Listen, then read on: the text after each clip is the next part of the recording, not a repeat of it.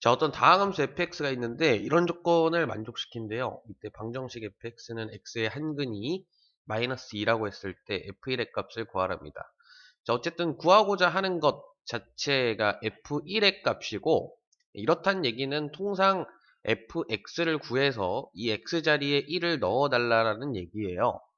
그럼 우리는 어쨌든 이 다항함수 fx라는 걸 알아내야 되고, 다항함수라는 표현이 나오면 항상 세 가지를 떠올려줘야 되는데, 그렇죠? 미정계수법, 그리고 전구간 연속, 전구간 미분간, 그렇죠? 이 세 가지 성질을 꼭 반드시 떠올려야 된다 그랬어요. 하지만 이 문제는 너무 대놓고 이제 미정계수법을 쓰는 문제인데, 미정계수의 결정이라는 실제로 어떤 문제의 유형입니다. 지금 보면 분모가 x의 3승인데 전체 어쨌든 극한값이 0으로 가고 있어요. 이렇단 얘기는 분모와 분자와의 극한 싸움에서 분모가 이겼다는 얘기야. 분모가 훨씬 강하기 때문에 분자도 뭐 무한대로 갈 수 있겠지만 그 힘을 확 눌러버린다는 거죠, 분모가. 그래서 이제 0으로 가고 있다라는 거고, 다항함수에서 이러한 힘겨루기 관계는 무조건 차수 관계입니다. 그렇죠? 그럼 fx는 2차 이하구나, 이런 생각을 할 수 있어요. 그럼 2차 이하다라는 정보만 가지고는 미정계수법을 이렇게 쓸 수밖에 없습니다. 즉 지금 우리가 모르는 문자가 3개나 있다라는 거죠. A가 0이 될 수도 있습니다. 그렇죠? 1차일 수도 있어요.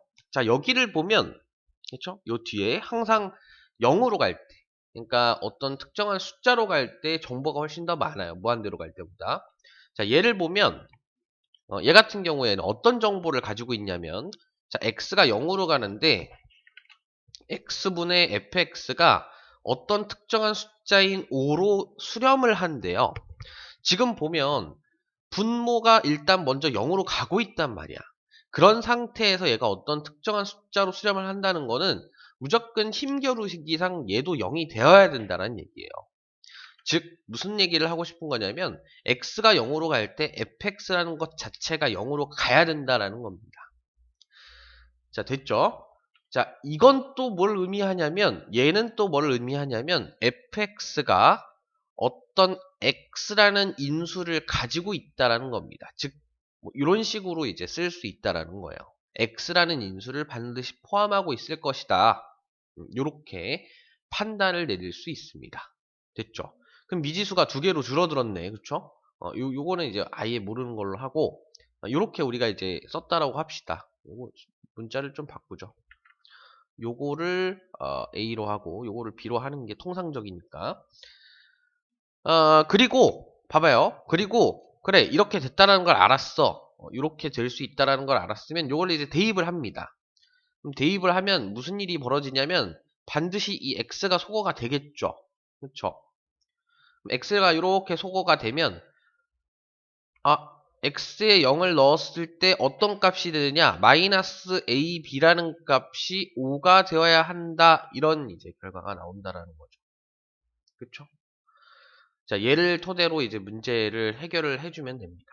근데 어떤 AB 외 곱이 5라는 정보만을 가지고 AB 값을 알아낼 수 없죠. 그래서 조건이 하나 더 주어져 있죠. fx는 x라는 이러한 방정식에 대한 근이 마이너스 2라는 거는, 방정식이라는 건 어쨌든 x가 특정 값일 때 참일 수 있는 식이잖아요. 그렇죠? 근데 마이너스 2일 때 참이래. 그럼 마이너스 2를 대입했을 때 이렇게 되는 거잖아요. 그렇죠? 이게 참이래. 자, 그럼 우리는 이제 요 식을 알고 있으니까 요 식에 대입을 하는 거죠. f-2는 마이너스 2a 마이너스 2 마이너스 b, 얘가 마이너스 2라는 거죠. 그쵸? 그럼 양변에 마이너스 2를 나눠서 이렇게 정리를 하면 AB에 대한 식이 또 하나 주어졌죠. 그럼 얘를 전개하면 이렇게 되고, 마이너스 AB가 5라는 정보를 가지고 있으니까 5 마이너스 2A는 1이고 2A는 4다. 그럼 A는 2라는 값을 가지겠구나. 그럼 B는 마이너스 2분의 5, 뭐 이런 식으로 되겠죠. 그럼 다시 대입해서 fx를 구성을 해주면 2x, x 플러스 2분의 5 이렇게 되죠. 그럼 1을 넣으면 2 곱하기 1 플러스 2분의 5니까 2분의 7이죠. 2분의 7 곱하기 2는 7이다. 이런 식으로 결론을 내주면 됩니다. 그렇죠? 자, 이렇게 해서 이 문제는 되게 간단한 듯 보이는, 뭐 실제로도 쉬운 문제지만 극한 상황에서 다뤄지는 이 무한대로 갈 때, 그리고 특정한 어떤 수로 갈 때에 대한 모든 상황을 다 포함하고 있어요. 그러니까 이 흐름을 잘 봐야 돼. 무한대로 갈 때는 뭘 알아낼 수 있다? 차수를 알아낼 수 있다. 그렇죠? 차수를 알아낼 수 있고요.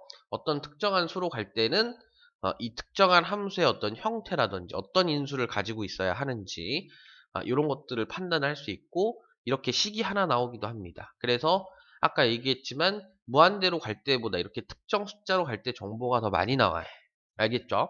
이렇게 식을 세울 수도 있고, 어떤 그 미지수들, 우리가 알아내야 되는 수들에 대한 식도 하나 나올 수 있다라는 거.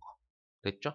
그리고 정보가 부족하니까 정보가 하나 더 주어져 있는 상태. 그리고 처음에 시작할 때 얘기를 했지만 항상 구하고자 하는 것이 뭐인지를 판단하고 가는 게 굉장히 중요합니다.